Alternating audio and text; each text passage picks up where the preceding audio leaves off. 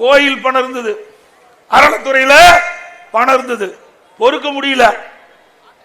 ஏன்னா நான் சொல்லக்கூடாது, என்ன நீங்களே புரிஞ்சுக்கங்க, அது சொன்னா வேற விதமாயிரும். கண்ணு உறுத்துது, கோயிலை கண்டாவே கண்ணு உறுத்துது. அது இருக்கிற பணத்தை எல்லாம் எடுத்து கல்லூரி கட்ட ஆரம்பிக்கிறாங்க.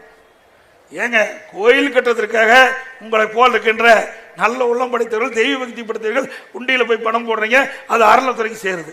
அது எதுக்காக சேருது? எதுக்காக நீங்க உண்டியில பணம் போடுறீங்க?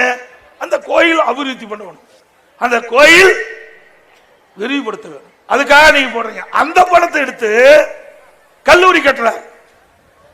ஏன் அரசாங்கத்திலிருந்து கல்லூரி கட்ட வேண்டாமா? நாங்க கொடுத்தோம்ல, அண்ணா திமுக ஆட்சியில இத்தனை கல்லூரி நான் கட்டி கொடுத்துக்கிறோம். மருத்துவ கல்லூரி, நான் சொன்ன அத்தனை கல்லூரியும் அரசாங்க பணத்தில் கொடுத்திருக்கிறோம். நீங்க அப்படி அல்ல, வேண்டுமென்றே திட்டமிட்டு அறநிலைத்துறையில் இருக்கின்ற அந்த நிதியை எடுத்து இதற்கு செலவழிப்பது எந்த விதத்தில் நியாயம்? சிந்திச்சு பாருங்க. இதெல்லாம் ஒரு சதி செயலாத்தான் மக்கள் பார்க்கிறாங்க. பல மக்கள் என்னிடத்துல கோரிக்கை வச்சாங்க, இது ஏங்க கோயில் அறநிலைத்துறையில் இருந்து இருக்கிற பணத்தை எடுத்து அதுக்கு செலவு பண்றாங்க? கல்விக்கு வேண்டாம் சொல்லல, கல்வி என்பது முக்கியம்.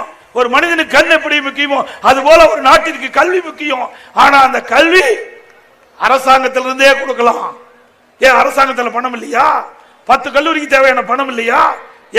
நாங்க இவ்வளவு அரசு கலைக்கல்லூரிகள், அதே போல மருத்துவக் கல்லூரி, பொறியியல் கல்லூரி, வேளாண்மை கல்லூரி, கால்நடை மருத்துவக் கல்லூரி, சட்டக்கல்லூரி, இப்படி ஏராளமான கல்லூரியை நாங்கள் திறக்கின்ற பொழுது ஒரு சாதாரண கலை மற்றும் அறிவு கல்லூரி கூட அரசாங்க நிதியிலிருந்து கட்ட முடியவில்லைன்னா இந்த அரசாங்கம் தேவையா? தேவைங்களா? பிளே ஸ்டோர் மற்றும் ஆப் ஸ்டோரில் இருந்து பாலிமர் செயலியை QR கோடு மூலம் பதிவிறக்கம் செய்யுங்கள். செய்திகளை உடனுக்குடன் பெறுங்கள்.